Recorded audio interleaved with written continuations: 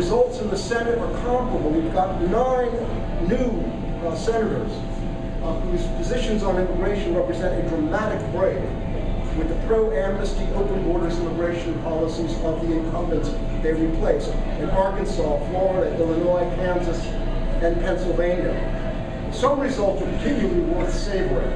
In Kansas, Moran defeated Senator Brownback, who had led the fight in the Senate against making E-Verify mandatory and had advocated higher visas for foreign workers.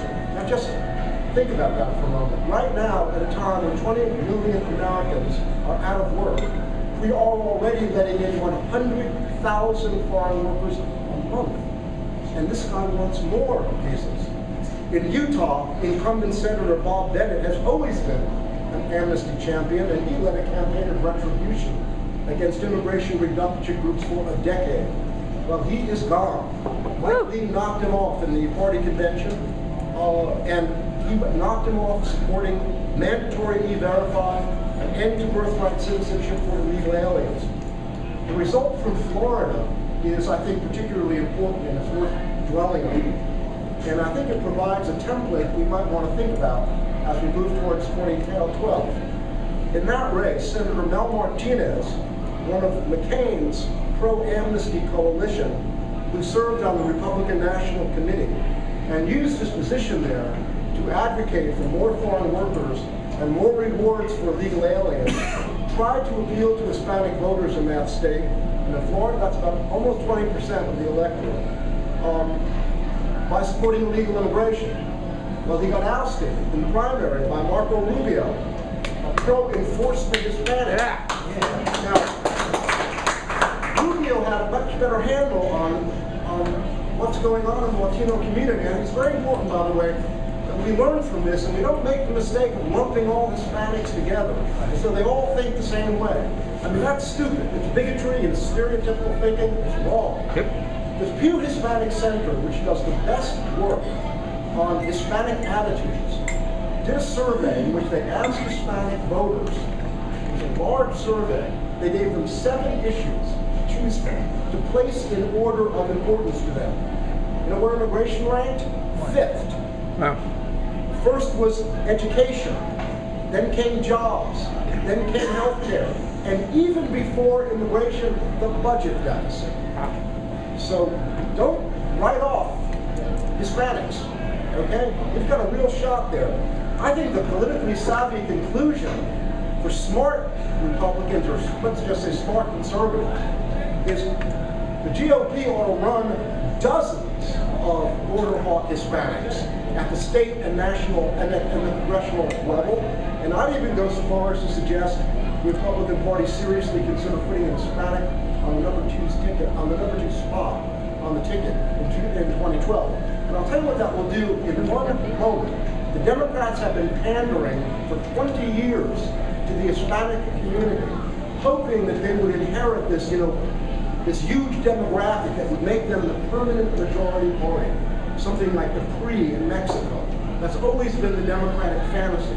Well, you put a Republican, you put a Hispanic on a Republican ticket, it's gone. It's over. That fantasy will be dust in the wind. Absolute dust in the wind.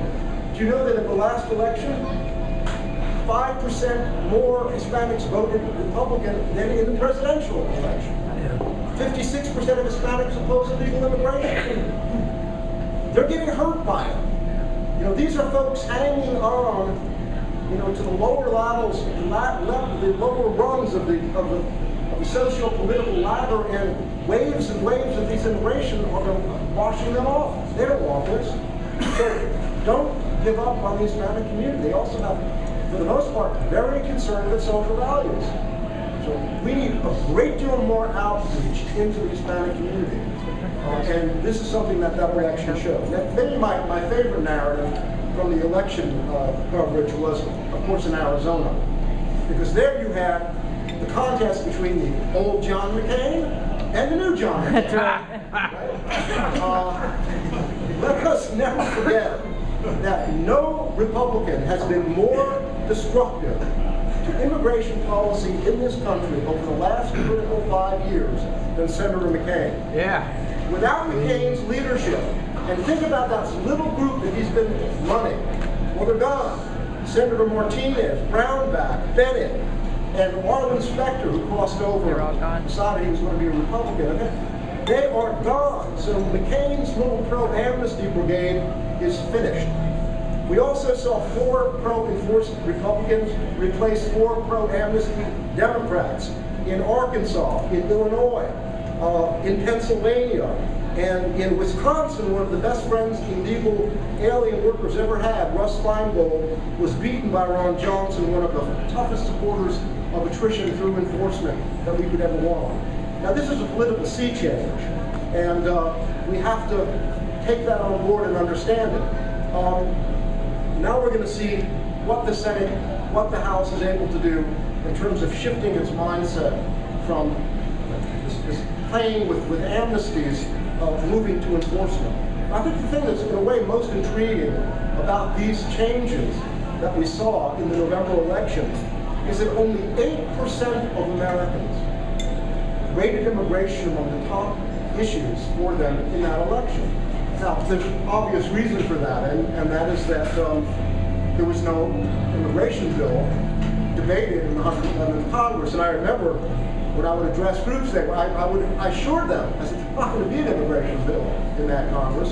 And I said, don't worry about it. Well, what's interesting is, what do we draw, what lessons do we draw? I think the lesson to be drawn is that the same mindset that spawned and perpetuated our insane immigration policy is the one that creates the monster federal government that now owns 40% of the American economy.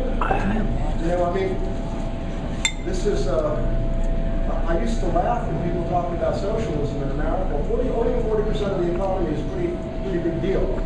They're trying to build a healthcare product we do not want to buy. The government can't make you buy, shouldn't be able to make you buy healthcare or eat broccoli for that matter. That usurps the voice of the American people, that has rejected constitutional federalism, that arrogantly disregards public opinion, and that then went on to sue the state of Arizona for having the temerity to actually enforce the law. Now, I'm particularly pleased to be here the day after Harry Reid, like a whipped dog, withdrew his cloture resolution on the very inappropriately named DREAM Act. Yeah.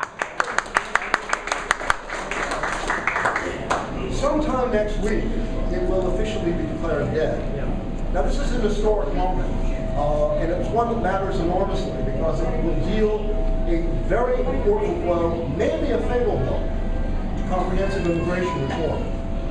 It will likely be remembered, I think, as the high watermark of the pro-amnesty open borders movement.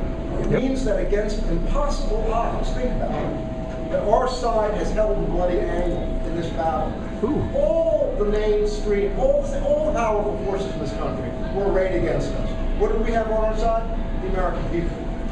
The American people talk radio. That's what we had. They had big religion, big corporate service sector industry, agribusiness lobby, congressional leadership on both sides of the aisle, the last 2 presidents of the United States, okay?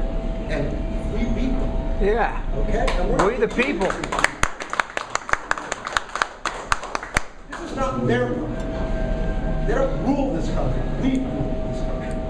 Now, having fought a desperate rearguard action for a decade against those people who would unmake America, those of us who believe in American sovereignty and in the rule of law are now going to go on the offensive when the new Congress convenes. That's right. In January.